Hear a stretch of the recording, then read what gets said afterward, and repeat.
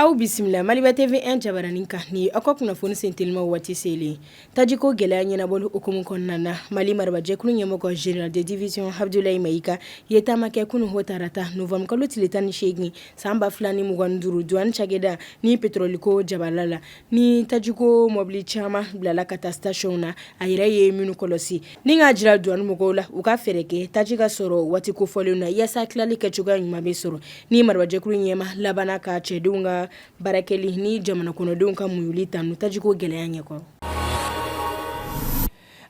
Lakanako siratigɛ la kabini novembre kalo tile 15 san 2025 golomasi tabaw bɛ ka susilibaaraw kɛ Sikaso mara kɔnɔna na min daminɛna Doniya, Dadumabugu, Tabakɔrɔ ani Kuruya ni ka laban sisan Luluni n'o laɲini ye ka yɔrɔw lakana bingani caman kɔfɛ o sira fɛ faamaw bɛ wele bila maa minnu y'u sigiyɔrɔ bila ka bɔ Luluni u ka segin u ka lu kɔnɔna na ni k'a jira ko golomasi tabaw cɛsirilen don k'u lakana.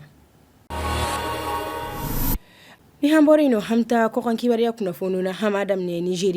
Nigeria jamanakuntigi Bola Tinubu ye brigadier général Musa Uba ka fatuli sɛbɛntiya tarata novembre kalo tile 18 san 2025 ni a tun minɛla ISWAP jatigɛwalikɛlaw fɛ firinka waleya dɔ senfɛ Wajiriko kɛrɛfɛ Borno marala o golomasiri tabaga min bɛ baara kɛ Lac Tchad la boloda kɛra ale kan ka sɔrɔ a tun bɛ ka boli a n'a tun joginen don a sen na jamanakuntigi ye foli lase golomasiri tabaga min n'a ka cɛdenw bɔnɛna o ni na olu minnu tora fasoko la ani ka fara dugulentɔn fila fɛnɛ ka fatuli kan ni jatigɛwalekɛlaw ka murutili bɛ ka caya Nigeria worojugu kɔrɔn fɛ kabini san 2029.